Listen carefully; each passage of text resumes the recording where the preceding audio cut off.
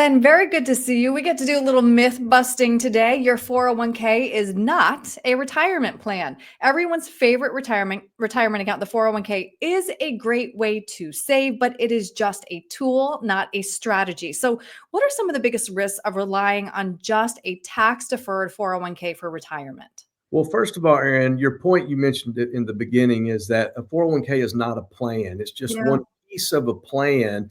It's the investment side. It's very important, but you've got to have a plan that will encompass the 401k. So some of the risks that I see of just having a 401k plan is one is how we're going to manage taxes in the future. The second thing is market volatility. We don't have a way to mitigate volatility. And then the third risk would be income planning. We've got to be able to close that income gap. And when you're just in a 401k, you're limited in terms of how you can do that.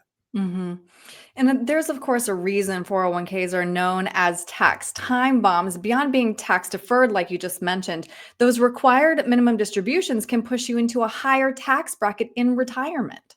You're absolutely right. We have a lot of clients that come in and they don't need a lot of money out of their 401k. So that 401k has a lot of time to set and grow. Well, what's hmm happening is the value's going up, which means that the required minimum distribution's going up. And then the biggest concern there is that at the time when they have it to start taking that money out, we know it's all going to be taxable, but where are the tax rates going to be? And so that's an issue. And when you can see here, we're in the lowest tax bracket, 37% is the highest tax bracket. Yeah. And what people don't realize, Erin, is that it's the lowest tax bracket that we've had in 40 years. If you Right. go back and look in the 1900s, I mean, they're in 1945, 94%. From 1918 to 1929, I mean, you see the tax rates were really, really high. Yeah. And so it's really important to understand that today tax rates are lower. And so we have some opportunities to do some planning around that. hmm So let's just talk that through because I think there are going to be some people who watch this, Glenn, and want to know why would I want to pay my taxes now? Well, it's a great question, Erin. And I think it goes back to looking at where the tax rates are today. Again, they're the lowest that they've been in 40 years. And Yeah. what we help people understand is that a good tax plan, it takes 4 or 5 years to implement that. So we're not just taking one big withdrawal from the 401k and moving it to a Roth IRA. We'll help clients identify what's the appropriate amount that they can transfer and convert over to where it's beneficial for them, because we don't have to take it all out of the 401k.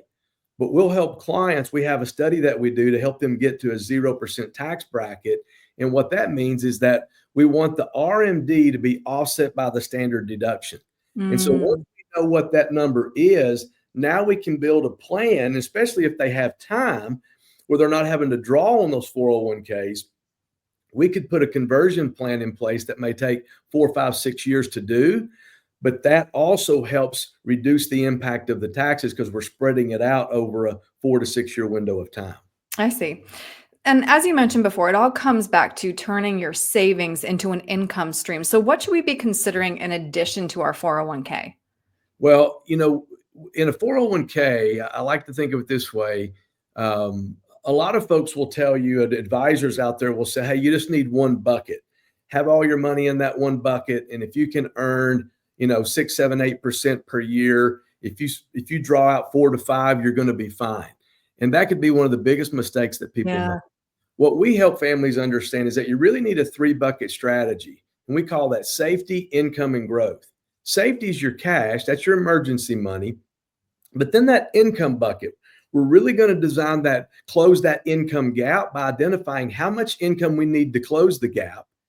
And then we're going to put asset classes in that income bucket that are going to be lower in volatility, but high in generating cash flow. Like, for example, dividend portfolios. Bonds, they're not as favorable today, but we can use those. But something called structured notes, something called REITs, or even annuities if we're trying to create a private pension.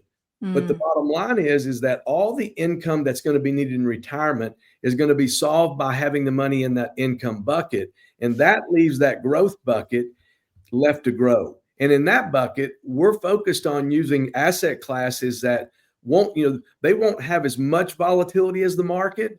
And when the market goes down, they won't capture all of what the market gains. So if we can capture 70 to 80% of a bull market, but mitigate over half of a market downturn, then that's a win for everybody. Hmm. So And what that, I'm hearing you say, Glenn, is that the longer that we have this runway to start preparing for this, the better. So if somebody wants to have this conversation with you to talk more about tax diversification, make sure that their money will last as long as their retirement, what's the best way to reach you? well, they can reach us by phone at 615-661-9554, or they can email at Glenn at KFR, Glenn at KFRTN.com. Great. Glenn, thank you so much for your time today. I really appreciate it. Thanks, Erin.